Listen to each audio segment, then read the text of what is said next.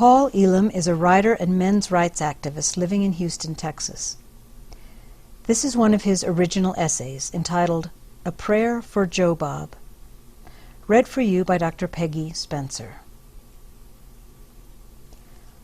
Joe Bob searches his home for a place to store a box of baseball cards he's collected since childhood. But everywhere he looks is already packed to the edges with something else. The bedroom closets, all 4 of them, are choked with enough clothing and shoes to start an eBay business. The ones in the hallway are equally spoken for, stacked chin level with cardboard boxes much like the one he's holding, except they haven't been opened in a generation. With a sigh, he lumbers to the garage and wedges the box in a corner, feeling the sides buckle a little as he forces it between his fishing gear and some power tools. Back inside the house, something starts to claw at him somewhere in the pit of his stomach, like talons sinking into a small animal. It was the trip to the garage. It was a little too familiar. There were 2 things that all his closets had in common. 1, as you know, they were all full. 2, almost none of that stuff was Joe Bob's. Between wife and kids, his home was fully occupied. And it wasn't just the closets. Everything from bathroom counters to bookshelves to basement was the terrain of others. What remained for him was trying to squeeze in what little he had around the property of those considered to actually live there. Joe Bob's heart sank, with an intractable sense of the walls closing in around him. It was as though he had become the baseball cards, stuffed into a cardboard coffin and shoved in the corner with no room to breathe. It wasn't just a shortage of square feet. It was something much more personal, more important. He thought about the fishing gear. If he were to actually use it again, he'd have to replace all the line. By now it was brittle with age and neglect. Somewhere along the way, exactly when, long forgotten, the fishing trips just ended. They had been shelved with other childish things that interfered with his duties to provide for a family. His wife was instrumental in helping this along. Any mention he made of fishing, or any personal enjoyment, was met with cold disapproval and not so subtle questioning of his priorities.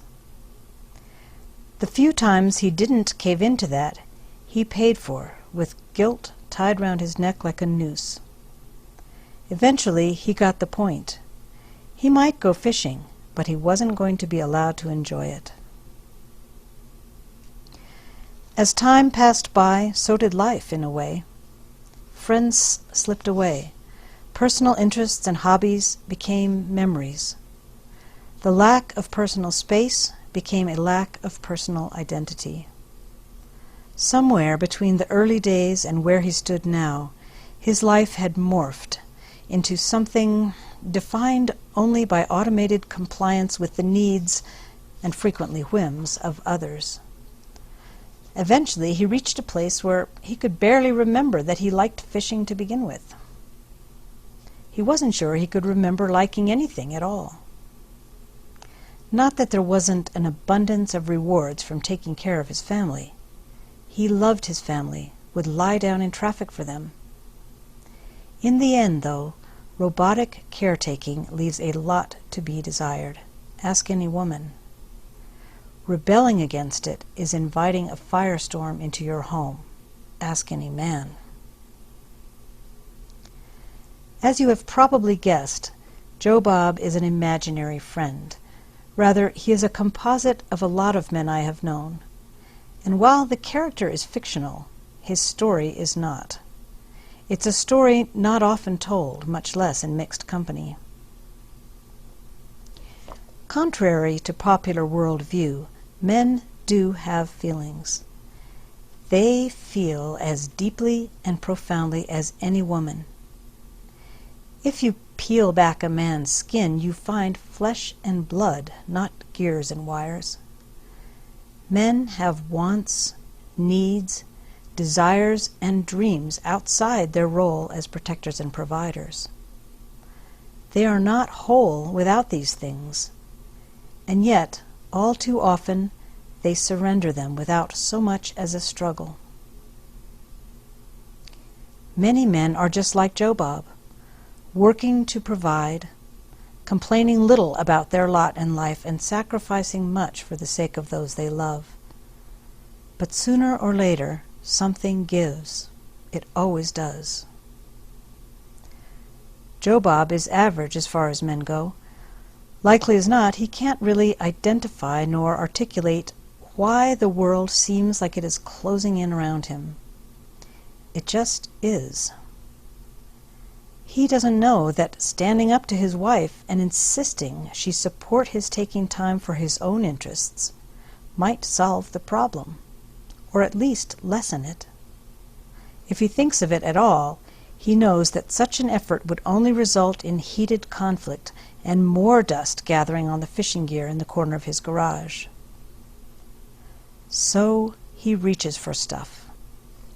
He does it without knowing exactly why. A bottle, drugs, violence, even another woman. Anything to feel alive again. He's reaching for the wrong things, for the right reasons. I'm not excusing Jobab, or trying to say that this explains the worst to be found in some men. What I am saying is that it might indeed explain some of it, and it surely needs explanation. For when all the other things Jobab reaches for ultimately fail him, he sometimes reaches for a gun.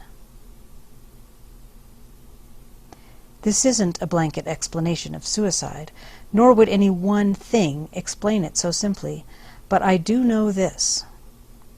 People who take their own lives often feel like they are alone. Jobab doesn't feel like he is alone.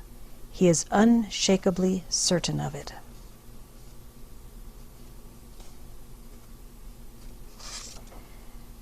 Thank you for listening to A Prayer for Jobab by Paul Elam.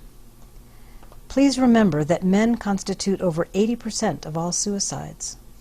See the video credits for more information and resources. You can find the text of this essay and more on thehappymisogynist.com.